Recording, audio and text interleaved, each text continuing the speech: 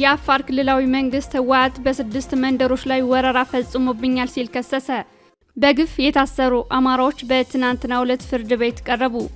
እነ ዶክተር ቴዎድሮስ ኃይለማርያም የመከላከያ ምስክሮቻቸውን አቅርበው እንዲያሰሙ ተለዋጭ ቀጠሮ ተሰጥቷል። በእናቶ ዮሐንስ ቦያሌው መዝገብ ስር ያሉ 16 የሽብር ወንጀል ተከሳሾች ፍርድ ቤት ቀርበው ነበር። ድሪባ ሰንበታን የተመለከተ ያቀረቡት የክስ አቤቱታ ላይ ችሎቱ የሰጠውን ውሳኔ ተከታትለዋል። በእነ ዶክተር አሰፋ መዝገቡ የሽብር ወንጀል የተከሰሱ 23 ሰዎች የፍርድ ቤት ውሎ ውዝግብ የበዛበት እንደነበርም ለማወቅ ተችሏል። በሌላ በኩል በሐሰት በሽብር ወንጀል የተከሰሱት እነ እስራኤል መስፍን ፍርድ ቤት ቀርበዋል። ዝርዝር መረጃውን እናሰማለን። በምስራቅ ወለጋ ኪረም ወረዳ ታጣቂዎች ባደረሱት ጥቃት 4 ሰላማዊ ሰዎች ተገደሉ። አርስተ ዜናዎችን አስቀድመናል። ዝርዝር ዜናዎች ይቀጥላሉ። ከፍሪ ፕሬስ ቻናል መልካም ሞላ ነኝ። የአፋር ክልላዊ መንግስት ህወሓት በ6 መንደሮች ላይ ወረራ ፈጽሞብኛል ሲል ከሰሰ። የአፋር ክልላዊ መንግስት የህወሓት ታጣቂዎች ትናንት ምሽት ላይ ወደ ክልሉ ገብተው 6 መንደሮችን በኃይል በመቆጣጠርና ንጹሃን ነዋሪዎችን በሞርታርና በዙ 23 በመደብደብ የግጭት ማቆሙን ስምምነት አፍርሶታል በማለት ከሷል። የክልሉ መንግስት ማምሻውን ባወጣው መግለጫ የህወሓት ታጣቂዎች የገቡት በዞን 2 መጋሌ ወረዳ ቶንሳ ቀበሌ በኩል መሆኑን ገልጿል። የቡድኑ ታጣቂዎች በቶንሳ ቀበሌ ላይ ተኩስ በከፈቱበት ወቅት የአፋር ሽማግሌዎች ታጣቂዎቹ ወደ መጡበት እንዲመለሱ ቢማጸኗቸውም ፈቃደኛ እንዳልነበሩ መግለጫው ጠቅሷል። ህወሓት ከትንኮሳ ድርጊቱ በአስቸኳይ ካልተቆጠበ የዜጎችን ደህንነትና ድንበሩን የማስጠበቅ ኃላፊነቱን እንደሚወጣ የክልሉ መንግስት አስታውቋል። የትግራይ ጊዜያዊ አስተዳደር ይህ ዘገባ እስከተጠናከረበት ሰዓት ድረስ በወንጀለው ዙሪያ ያለው ነገር የለም ሲል የዘገበው ዋዜማ ነው። በተያያዘ የቀድሞ የትግራይ ጊዜያዊ አስተዳደር ፕሬዝዳንትና አሁን የአብይ አህመድ አማካሪ የሆነው ጌታቸው ረዳ ኋላ ቀሩ ቡድን የፕሪቶሪያውን የግጭት ማቆም ስምምነት ለማፍረስ ሲሞክር ፌዴራል መንግስቱ ዝም በማለቱ አሁን ፌዴራል መንግስቱን ወደ ግጭት ለመጎተት እየሞከረ ነው በማለት በማህበራዊ ድረገጹ ጽፏል። ይህ በሻዕቢያ ትዕዛዝ የሚፈጸም ነው በማለት የከሰሰው ጌታቸው ለዚህ ዋናዎቹ ተጠያቂዎች ጄኔራል ፍስሐ ማንጁስና ዮሐንስ መደዲ ናቸው ብሏል።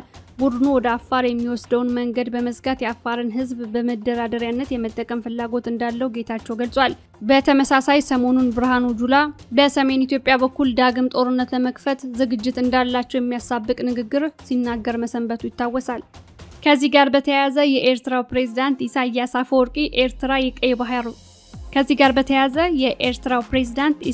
አፈወርቂ ኤርትራ የቀይ ባህር ወሰኗን በራሷ አቅም መጠበቅ እንደምትችል ከግብጽ ጣቢያ ጋር ባደረገው ቃለ ምልልስ ተናግሯል። የቀይ ባህር አዋሳኝ ሀገራት የባህር መስመሩን ደህንነት ማስጠበቅ እንዳለባቸውም ፕሬዝዳንቱ ተናግሯል። ግብጽም ከእንግዲህ በአፍሪካ ቀንድ ቀጠና ላይ የሚካሄዱ ሁነቶች ተመልካች የምትሆንበትና ከቀጠናው ጋር ላላት ግንኙነት በተለምዷዊ ዲፕሎማሲያዊ ዘዴዎችን ብቻ የምትቀጥልበት ሁኔታ ማክተሙን የውጭ ጉዳይ ሚኒስትሯ ባደር አብደላቲ ኒውስ 24 በተሰኘ የደቡብ አፍሪካ ድረገጽ ላይ ባወጣው ሀተታ መግለጹን ዋዜማ ራዲዮ ዘግቧል። ግብጽ ቀጠናዊ ስጋቶችን ለመግታትና በናይል ወንዝ ተፋሰስና በቀይ ባህር ስትራቴጂካዊ ጥቅሞቿን ለማስጠበቅ በቀጠና ወታደራዊና ዲፕሎማሲያዊ እንቅስቃሴዎቿን እያጠናከረች መሆኗን አብደላቲ ጠቅሷል። አብደላቲ የግብጽ እንቅስቃሴ በቀጠናው ወረራን ለመቀልበስ የቀየሰችውንና በአግባቡ የተጠና የፖሊሲ ለውጥ መሆኑን ጠቁሟል። አንዳንድ ሀገራት የውጭ ስጋቶችንና ጠላቶችን በመፍጠር እንዲሁም ግጭቶችን በማባባስ አካሄድ የውስጥ ችግሮቻቸውን ወደ ቀጠናው እያጋቡ ነው በማለትም አብደላቲ ከሷል ሲል ዋዜማ ዘግቧል። በኢትዮጵያ በኩል ያሉ እንቅስቃሴዎች በኤርትራና በግብጽ ያሉ መናበቦች በቀጠናው አዲስ ጦርነት ሊቀሰቀስ ይችላል የሚለውን ስጋት አንሮታል። በሽብር ወንጀል የተከሰሱት እነ እስራኤል መስፍን ፍርድ ቤት ቀርበዋል። ተከሳሽ ልዑል እማዩ በአንድ የፌዴራል ፖሊስ አባል ስለተፈጸመበት ድብደባ አቤቱታውን ለፍርድ ቤት በጽሁፍ አቅርቧል። ችሎቱ እንዳይናገር ከልክሎታል። በሐሰት በሽብር ወንጀል በብልጽግና የተከሰሱት እነ እስራኤል መስፍን ጥቅምት 26 2018 ዓ.ም ፍርድ ቤት ቀርበዋል። በዕለቱም ተከሳሽ ልዑል እማዩ በሚኖሩበት በቂሊንጦ ማረሚያ ቤት በአንድ የፖሊስ አባል ጥቅምት 20 2018 ዓ.ም ስለተፈጸመበት ድብደባ አቤቱታውን ለፍርድ ቤቱ በጽሁፍ አቅርቧል። ይሁን እንጂ ተበዳይ ልዑል አለማየሁ ስለ አቤቱታው በቃል ለመናገር እድል እንዲሰጠው ቢጠይቅም ችሎቱ እንዳይናገር ከልክሎታል። መዝገቡ የተቀጠረው የአቃቤ ሕግ ምስክሮችን ለመስማት ቢሆንም ምስክሮቹን አሟልቶ ባለመቅረቡ ተከሳሾች ተለዋጭ ቀጠሮ እንዲሰጣቸው ጠይቀዋል። በዚህ መሰረት አቃቢ ሕግ ምስክሮቹን አሟልቶ በመቅረብ ለታህሳስ 13 2018 ዓ.ም እንዲያስመሰክር ቀጠሮ ተሰጥቷል። በመዝገቡ ሁለተኛ ተከሳሽ የሆነው የፖለቲከኛ እስረኛ ልዑል እማዩ በዕለቱ ለፍርድ ቤቱ በጽሁፍ ካመለከተው አቤቱታ ላይ እንደገለጸው በሚኖርበት ቂሊንጦ ማረሚያ ቤት በአንድ የፌዴራል ፖሊስ አባል ጥቅምት 20 2018 ዓ.ም በዱላና በቦክስ ድብደባና የግድያ ዛቻ ተፈጽሞበታል። በጥቃቱም አካላዊና የስነ ልቦናዊ ጉዳት የደረሰበት ስለመሆኑ ለችሎቱ አሳውቋል።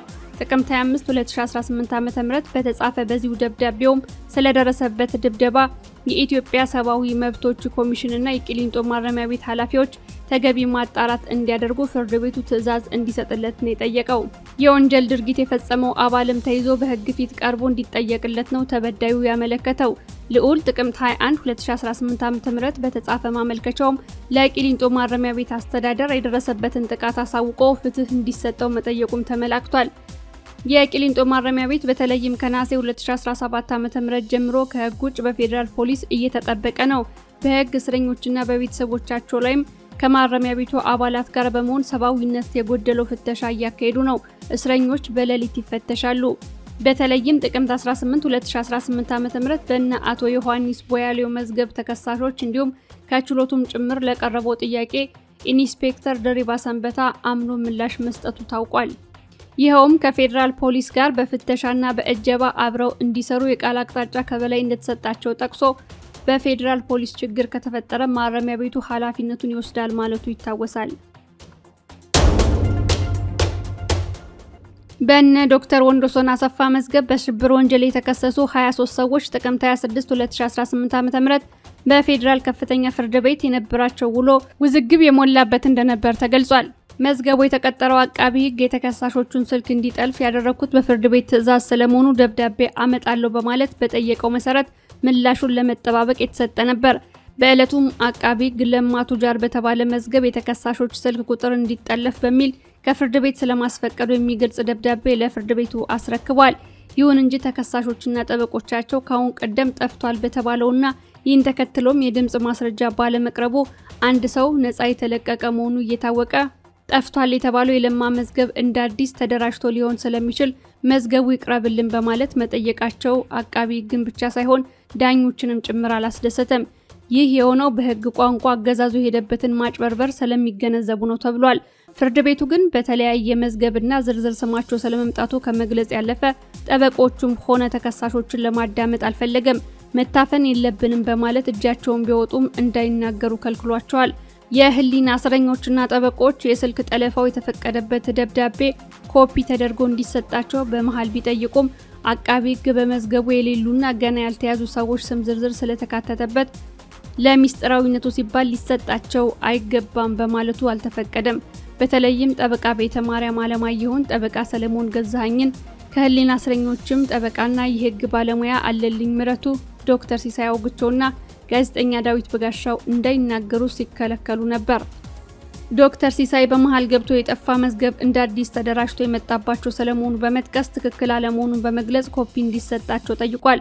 እኛና ጠበቆቻችን ልንደመጥ ይገባል በሚል ተቃውሞና ጉርምርምታ መሰማቱና መብዛቱን ተከትሎ በመሃል አጀንዳ ለማስቀየር የፈለጉ የሚመስሉ አቃቢ ሕግ ባህራን ይፍሩ እጃቸውን አውጥተው በእነ ሲሳይ መልካሙ ተሰድቤያለሁ፣ እነ ዮሐንስም የህዝብ ጠላቶች ብለውናል፣ ይህ ከእርሷ አይጠበቅም በማለት ለችሎቱ አመልክተዋል።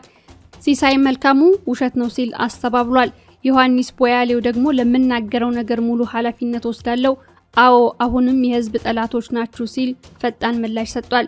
በችሎቱ ውስጥ የነበሩ የፖለቲካና የህሊና እስረኞችን በተመሳሳይ የአቃቢ ሕግና የህዝብ ጠላትነትን በድምጽ አረጋገጡላቸው። በአካል ለመዳኘት የሚቸግረን ከሆነ በፕላዝማ ልናደርገው እንችላለን መባሉን ተከትሎም በአፈናው ቅር ከተሰኙ ተከሳሾች ዘንድም አድርጉት የሚል ምላሽ ተሰጥቷል።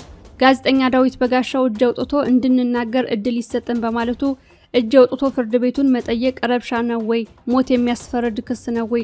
እኛን አታዳምጡንም ወይ? መዝገቡ ጠፍቷል፣ ለኛም እንድንናገር እድል ይሰጠን በሚል እጅ ማውጣት ችሎት መድፈር ነው ወይ በማለት የችሎቱን የአፈና አካሄድ ነቅፏል። 950 ቀን ታሰር ያለው 16 ዳኞች እየተቀያየሩ አመላልሰውኛል ያለው ዳዊት አሁንም የመናገር እድላቸው ሊነፈግ እንደማይገባ ለችሎቱ ገልጿል።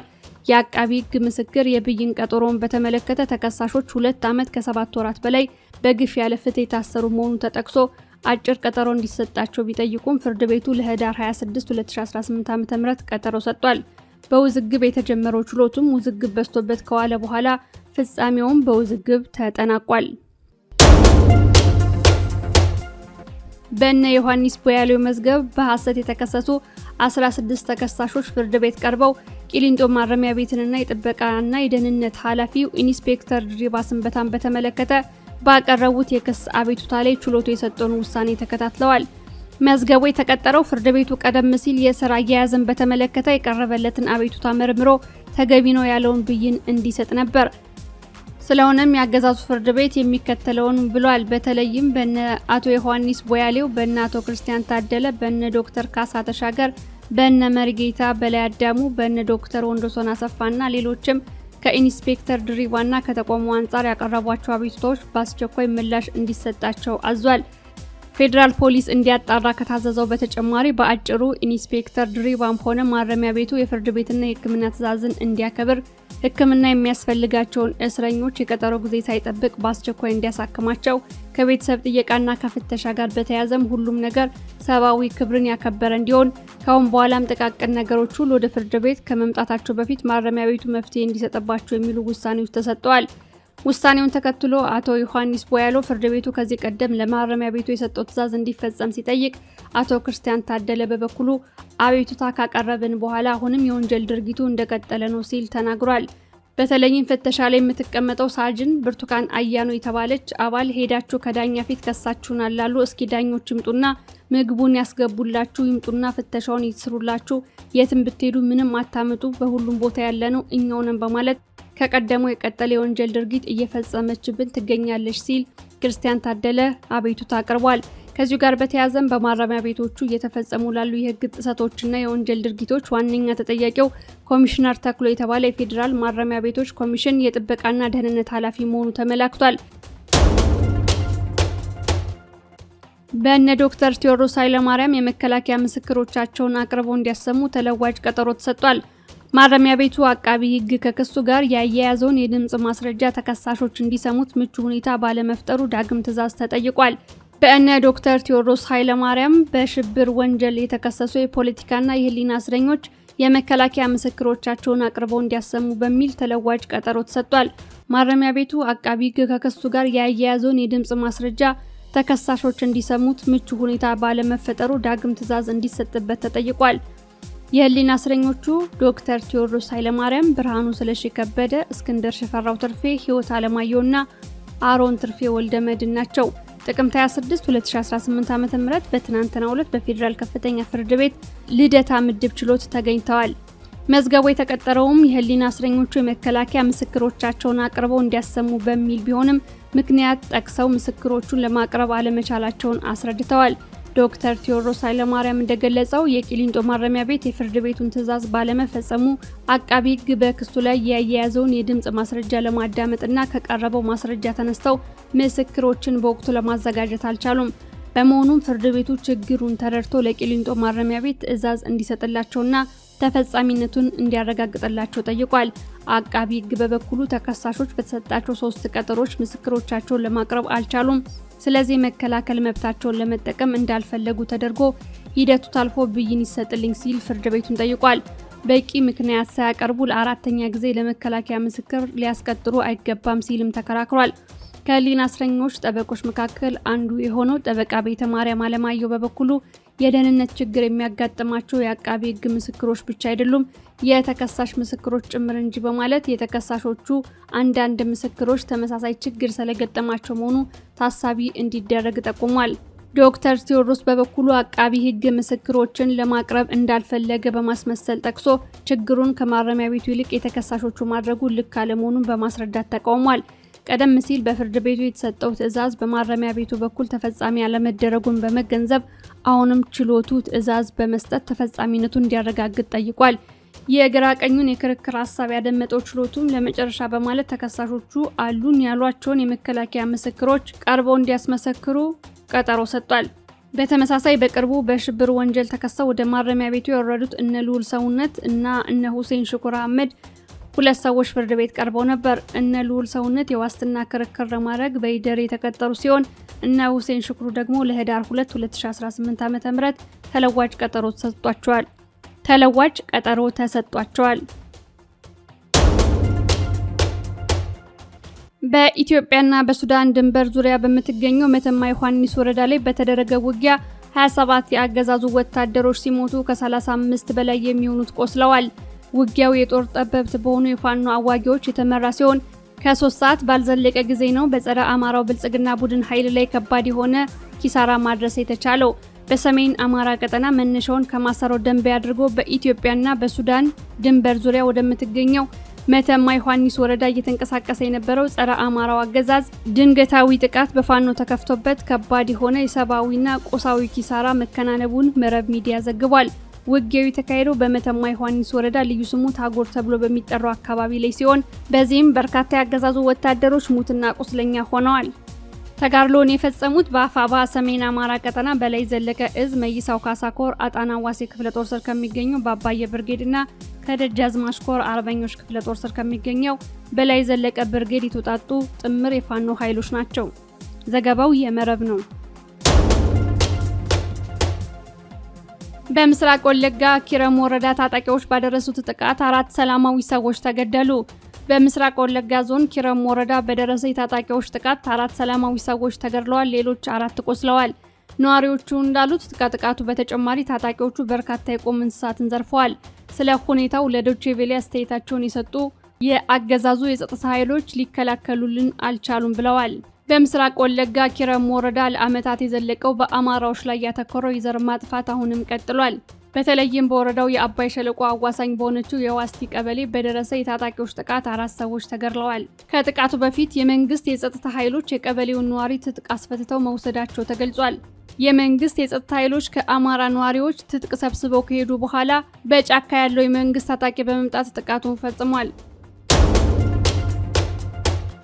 የዕለቱ ዜናዎች እነዚህን ይመስላሉ። ስለተመለከታችሁን ከልብ እናመሰግናለን። መልካም ሞላ ከቴክኒክ ክፍል ባልደረቦቼ ጋር አብሬያችሁ ቆየሁ። ጤና ይስጥልኝ።